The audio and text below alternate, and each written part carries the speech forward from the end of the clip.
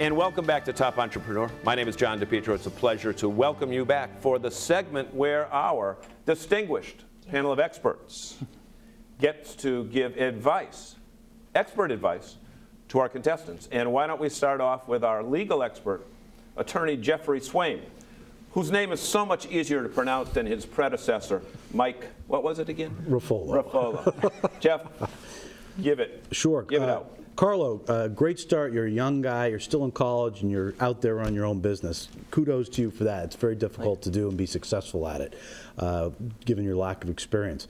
But you're doing a great job. A few legal points. I would encourage you to think about incorporating your business. Right now, if something happens and you get caught up in the middle of it, you're personally liable. I suspect you don't have a lot to give at this point in your life, but it's probably a good thing to start thinking about creating a liability shield between your business and you personally, okay? Because things happen out there and you just unfortunately can't control those sometimes. I assume you've looked at compliance with the, I'll call them the sweepstakes laws in each of the states. Yes. You're running contests, and for the viewers who don't know what I'm talking about, he's running contests online, and each state has some very comprehensive and very varied sweepstakes laws, and because you're probably on a national scale, you got to pay attention to those pretty carefully. Absolutely. Right. So I think you got to, it sounds like you've done that. Yeah. One little last point on your privacy policy on your site. You say a number of times that we don't give information to anybody. And then there's one middle section that says, oh, we give it to some trusted parties that help us run the site and everything else. You might want to look at your privacy policy because if I was to read it, it would be very clear to me going into it for a while that you don't give my information out to anybody. But then you take it back and say, oh, we do give it to some people. So you might just want to make sure that that reads properly. But otherwise, great. The site's great, and it's an interesting model. I think it's interesting. Michael, you are incorporated, or you formed an LLC, so you have the liability protection there. Be careful of how you line up with your contractors, because there's going to be some liability on that end. Yep.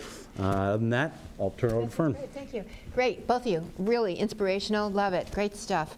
And both of you are using so much social media in your promotions and your marketing right now. I wonder if you would consider doing any integrated media, which is going back, taking a step back. Sometimes you need to do that a little bit to move forward.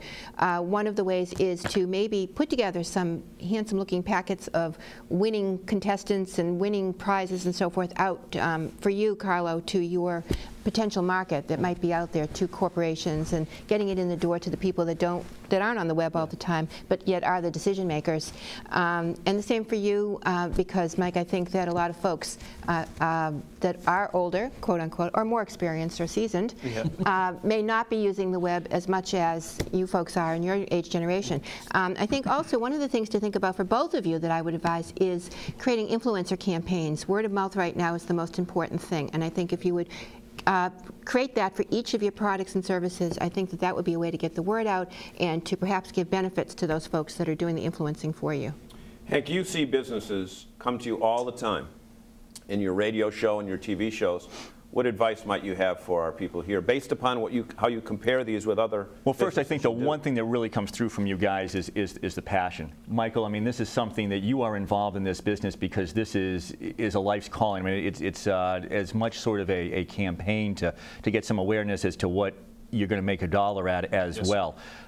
Boy, Carlo, I mean, I really like what you're doing here as well. And again, that passion for being an entrepreneur really comes through when I talk to both of you. Let me stop you, because you keep saying passion. How important is that when people are coming to you, when you're doing the interviewing, actually when you're standing here on your show, that it comes out in their eyes and in their voices and in their gestures? I think you need it. Otherwise, why is somebody going to invest in you? And especially when you're trying, as Fern has been pointing out, you're out there trying to meet people and get them excited immediately. And that would be the one thing that I might say is immediately have that slogan, that catchphrase, that visual that grabs us and let us know exactly where you guys are coming from right away. And I also want to point out that when John talked about the distinguished panel, we understood that meant old.